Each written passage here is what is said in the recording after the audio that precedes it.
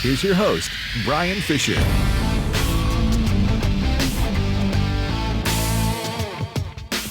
And welcome to the second hour of Focal Point on AFR Talk. Brian Fisher is my name. This is the Friday edition of Focal Point AFR Talk. Interesting that that last conversation with the caller, and I appreciate him being willing to stick around and dialogue and have an extended conversation on that. But it was fascinating to me as I talked with him. As I drew him out, it was very clear that he fundamentally disagrees with Russell Moore, but didn't realize it. You know, we played the soundbite where Russell Moore said that no, same-sex is inevitable.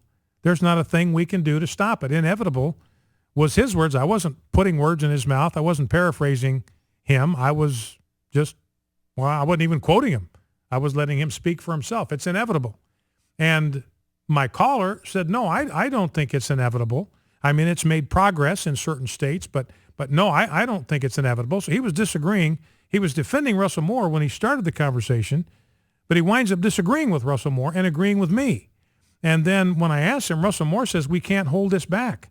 We have to give up the notion that we can hold this back. And he said, no, I don't agree with that either. I believe that the Church of the Living God can restrain this advance of evil. So it was just kind of a fascinating to me. And I don't even know if he realized what was going on with him, where by the end of our conversation, he was agreeing with me. There's something fatalistic and defeatist about what Russell Moore was saying. And again, Russell Moore may be great in the classroom. He may be great in the pulpit. I don't know much about that. But maybe he's saying one thing when he's among friends and another thing when he's on CNN. I mean, I don't know. Because it sounds like from what the student's saying, man, he just brings it in the classroom. Maybe he brings it in the pulpit. But we need prophetic voices that won't just bring it in friendly venues, friendly forums, but also will declare the truth out there on the front lines of the culture war. All right, let's number to call if you want to join the conversation is, I better hold off on the phone calls until the bottom of the hour because we've got a special guest at 2:15. And I want to kind of set the table for that by shifting gears just a little bit. And Emily, if we can grab clips 7 through 9, we're going to talk with Gina Loudon in just about 9 minutes from now. She is one of the founders of the Tea Party movement. She's frequently a contributor on Fox News. She's an author, radio, talk show host in her own right. And she's with the Tea Party bus making a Tea Party tour through Mississippi and Alabama on behalf of Tea Party-backed candidates. Now, one of the candidates that they're backing on this tour is Chris McDaniel, who is a Tea Party favorite, and he is challenging Thad Cochran, who's a 41-year incumbent in the United States Senate. This is a very highly watched race. National pundits are following this thing because it's widely believed by observers that Chris McDaniel has probably got the best chance of any Tea Party challenger to win in a primary against an incumbent Republican. You know, the challenge to Lindsey Graham kind of sputtered. Matt Bevin is taking on Mitch McConnell in Kentucky. He seems to be struggling just a little bit. So a lot of focus nationally on the Chris McDaniel, Thad Cochran showdown.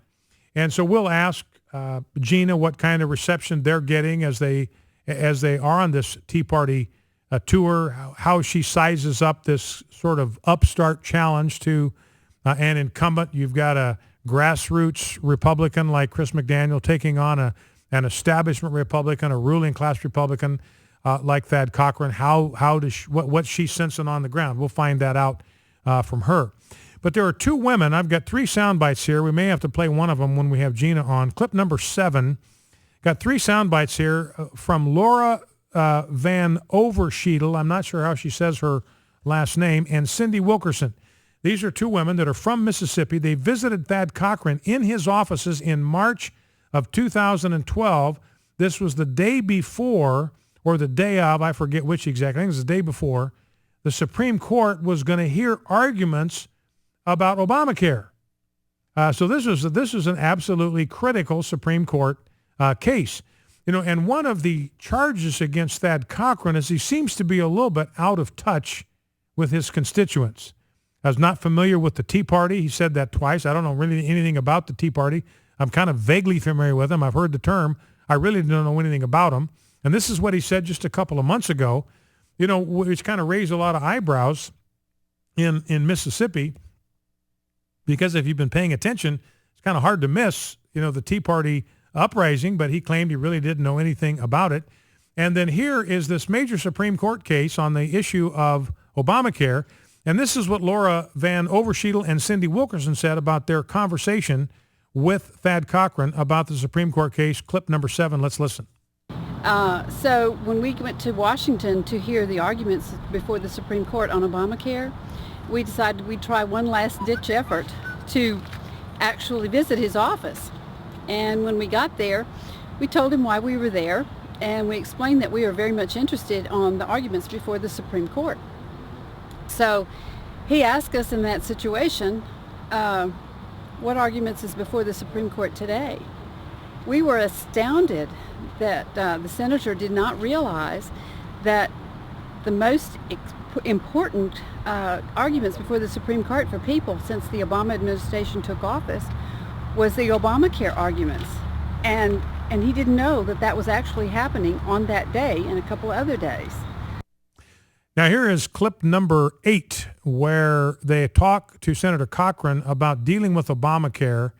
And remember, Ted Cruz is out there saying, and I agree with him, I think most grassroots conservatives, we got to repeal this thing, root and branch. Every word of this thing has got to go. No quarter, no qualifications, no alternatives. This thing has got to be repealed. Now, you can replace it with something else. That's fine. We can talk about that. But this thing has got to be repealed. It's got to be fought. And here's Senator Cochran's response when these two Mississippi ladies said, look, what about repealing Obamacare? When we talked with Senator Cochran about Obamacare and the fact that it was being argued before the Supreme Court, we thought that perhaps he would understand how important defunding Obamacare, the Affordable Care Act, would be. He said, it's gone too far. It's too far into place. It can't be undone. And which said to me that Senator Cochran's not willing to fight for Mississippians. Thad Cochran told me that fighting Obamacare would be a lost cause. Thad Cochran was unwilling to stand up and fight Obamacare on behalf of Mississippians. Okay, so Senator Cochran, according to these two ladies, told them fighting Obamacare is a lost cause. And then last clip number 9, as they kind of reflect on their conversation with the senator. When I left his office that day, I just had a really uneasy feeling, and I was really uncomfortable and felt like if our most senior senator has no clue, one, that the bill is up for review by the Supreme Court today, and if he feels that there's no point in fighting it, then who is our voice, and who's gonna stand up for Mississippians who don't agree with this bill? So that's pretty striking. These are just ordinary citizens, one of whom involved in delivery of health care, saying after our conversation with Senator Cochran, he's given up hope that anything can be done about Obamacare. And their question is, who is our voice in Washington, D.C.? Focal Point in AFR Talk, back with Gina Loudon. Stay with us. Here's Twyla Brace,